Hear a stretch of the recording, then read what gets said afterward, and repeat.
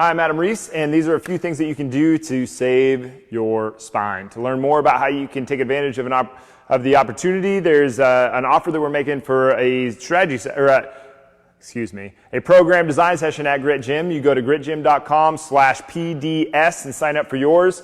There is a fee attached to this, but it's going to be well worth your while. It's going to be 10 times worth your while, I guarantee you, because we're going to do a very thorough assessment, and then we're going to do a program, and then I'm going to build a program for you based on that assessment, and you're going to feel a lot better once you start doing that program. So today we're going over the spine. There's a few things here that you can really take advantage of, but one of the very first things that we need to do is to figure out what we need to avoid.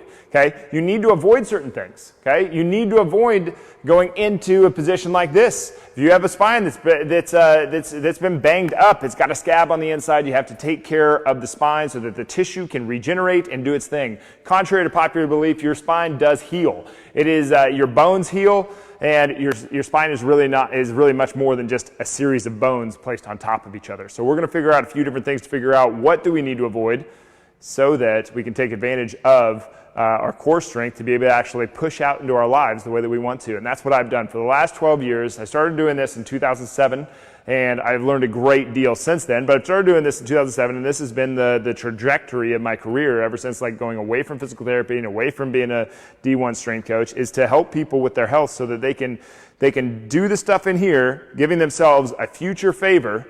Okay? No one likes to exercise. It sucks. It's not fun. You do it, and you don't give yourself the option of doing it so that your future self can take advantage of it. So that when you go to the pool, you can feel really good while you're at the pool, instead of regretting all those workouts that you missed. When you pick up your grandkids, when you pick up your kids, when you do the dishes, when you vacuum, when you get out of your car, when you roll over in bed, when you go to do all the stuff that life requires of you to do, your back can actually hold position so that you're not in pain all the time, because that pain is going to keep you away from the experience that you want to live right here, right now. So there's a few things that we can do, and there's mainly three. There's three big ones that you can just get out of the way right now. Okay, you can figure out if you have a disc issue or not. A dick issue might be a little different. That was a misspoke there a little bit. All right, so the first one is just a heel drop. It's just a very, very simple heel drop. Okay, so go up on your toes. I realize you can't see me very well. Maybe if I step back far enough. I don't have a camera person here today, but go up on your toes and be fairly aggressive pushing your heels into the ground. Just drop. All it is, you're going up on your toes, hit your heels on the ground. Now what that does is we're doing kind of a provocative test. We're kind of eliciting something. Just more creep going into today, just a creepy video, sorry guys. It's called a provocative test because we're bringing out some of that pain response, figuring out what's going on, because the pain response is going to tell us a lot more than the structure will. If you go to a doctor and he instantaneously says, MRI, X-ray, walk out. It is completely ridiculous. That is not, symptoms tell you much more about this thing that's going on than the structure of the vertebrae, or the structure of the muscle, or the structure of the tissue being involved, just in general, if we want to scope out a little bit. So right there, we can do a quick heel drop. We can figure out how we accept axial load. So this would be something where, let's say that you've been lifting for a little while, you've been putting a barbell on your back, and you just did that heel drop, and you're like, you know what, I felt quite a bit of pain in my low back when I did that. Well, you don't get to put a barbell on your back for a little while, right? Because that axial stress, that stress coming down from gravity right now, is not doing you any favors. Okay, so you've got to build up some strength in there, and we've got to do a few things there. We've probably got to work some anterior trunk, because that is just like going to be everything, and that doesn't mean sit-ups. We want to avoid sit-ups. We want to avoid crunches. Okay, so we have to build some stability in here. We probably want to go to some lateral planks to build some work around the intercostals. Another provocative breathing drill, because it's taking away that intercostal, and when you take away that intercostal, the intercostals are the muscles between your rib cage, or between your ribs that make up your rib cage. So when you get rid of that, then all of a sudden you have to drop your diaphragm to be able to do the thing, breathing in this case. Otherwise, well, breathing is pretty important. So you figure out what's going on if you don't breathe. So if you're interested in learning more about this, go to gritgym.com/PDS and get signed up for your program design session. The next one that you would do is actually you would sit down, and you would just you'd sit down to do this, but slouch.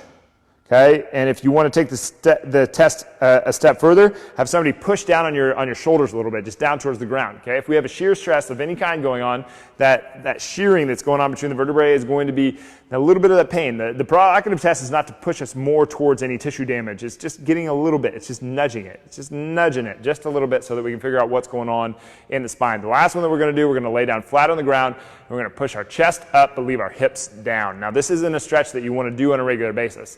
Okay, this is not a stretch that you want to do on a regular basis. But when we do this, do we get a ton of pain response? Okay, if we get a ton of pain response from this, we want to go and get checked out. These are three tests that you can do right off the bat to know if your back is a very serious problem or if it's just a concern. Okay, so if you have pain with any three of these, and you will know, I mean, you'll just be like, yes, that's pain. Then you want to go to what's up, Tori? You want to go to a physical therapist and talk to them. It's way outside of my scope. It's not something that we get to mess with. That doesn't mean that you don't get to train with us. It means that you want the physical therapist and the strength coach working together you're putting more people on your team. Okay? No matter how you look at this thing, you're putting people on your team. Okay? Right now, you probably have a primary care physician. That's one person on your team. Okay? You might have, like if you're looking at like your family, you might have a babysitter. You're putting that person on your team. You want a lot of people on your team. You want a strength coach on your team. You want a nutritionist on your team. You want a physical therapist on your team. You hope to never have to use the surgeon or the doctor, but you want somebody that is qualified to be on your team. Okay, those are the three. Those are the three things that we do. And some of the ones that we want to avoid and some of the ways that we can mitigate this is we can find our optimal tilt. Okay, when I'm talking about there, I'm going to round out. So I don't just want to give a problem with these videos. I don't just want to pose a problem and never give the solution because I think that's like a silly thing that people do on the internet. And I can help you out a lot more by knowing your individual circumstance if you come out to Grit Gym and do a program design session where we actually write you a program and we do the assessment to be able to write the program. So to get that, go to gritgym.com/PDS and we'll be able to help you out more with that. But one of the ways that we can do this is we can stand nice and tall and we can put our hands on our low back and we can feel our low back muscles. Okay. Now, most of us it's going to feel very tense in there. It's going to feel like our bones, like most people's upper traps, right? So feel in there. Does it feel super tense in your low back? All right. So now we're just going to kind of tilt our pelvis around, just kind of like tilting it forward, tilting it back, finding out where these muscles back here kind of like tone down a little bit, like kind of where they just kind of like back off. They're not so like up on edge. And when we do that, that's our optimal tilt. Like, so mine is about right there. Is about right there. And now, if you're looking at me, I have that's a decent amount of anterior pelvic tilt that I'm in. But if you look around on the internet, the internet says no, anterior pelvic tilt is terrible. That's not true. Because I'm sitting in some anterior pelvic tilt right now, and this is where my pelvis and my lower back's relationship is best. So I want to keep a little of that anterior pelvic tilt. So now that I've found that position, you might be more in posterior tilt. You might be more in anterior tilt. You might be more neutral. I don't know. So you find that spot, and now you put one hand on the front, one hand on the back.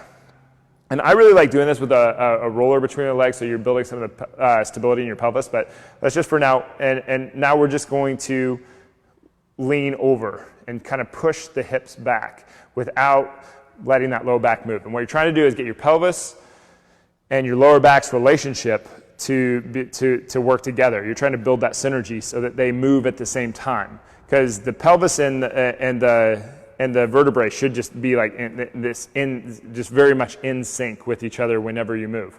Once they get independent of each other, that's where you start having back problems in the first place. Probably the reason that you're having a back issue is because those two are not in sync. They're rotating and grinding on each other, or they're going into extension and flexion too much, or they're doing all four of those.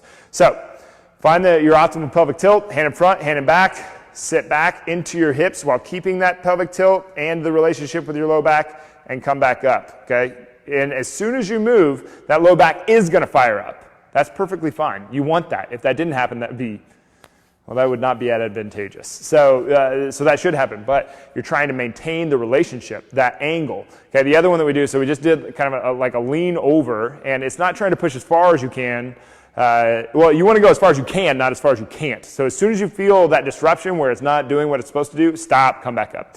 The only thing you can do, widen out a little bit, point your toes out, squeeze your butt as hard as you possibly can. Now, while your butt is squozen, making up my own words, while your butt is contracted, kind of point your toes where you feel they're most comfortable. Now relax, find your optimal tilt again, okay? And we're going to go into a squat.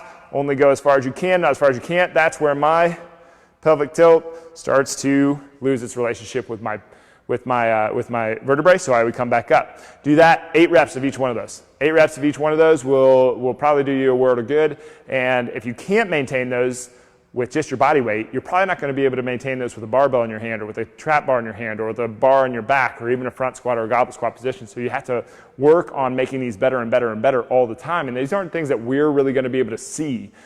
These are things that you're going to have to take responsibility for, just like everything else. We would love to just be able to crawl inside and work the gears and make you do everything that you need to do to be able to get better. But the weird thing is that you have to do it.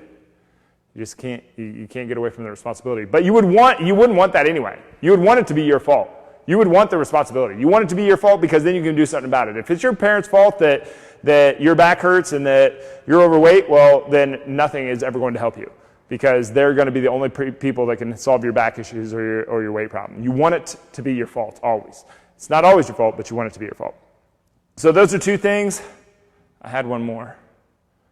I don't remember what it was, but we'll finish with those 2. I didn't actually bring my notes with me on this video. So those are 2. So we have 3. We have the heel drop test, we have the slouch test, and then we have the laying on your stomach and pushing your chest up while keeping your hips down test to be able to figure out what's going on at your low back. If any of those 3 are present, get to a physical therapist immediately. Still sign up for a program design session out here so that we can work with your physical therapist. Also, your physical therapist can't talk to anybody until you sign a HIPAA release. And even then, it's not like he can just, or she could just talk to anybody in the world. It's only to certain people that you give permission to. So you definitely want to sign a HIPAA release before, so that your physical therapist and your strength coach can talk with each other.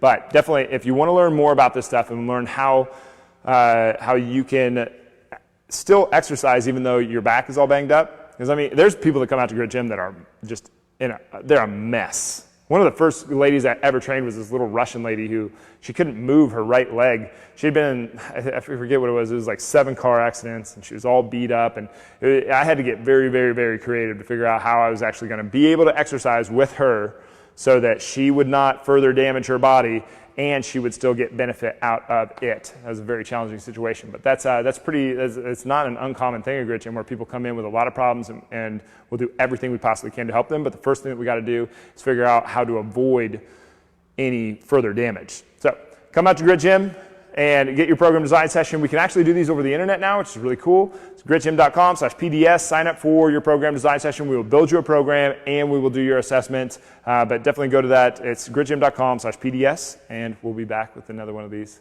tomorrow. Thanks, guys. We'll see you soon.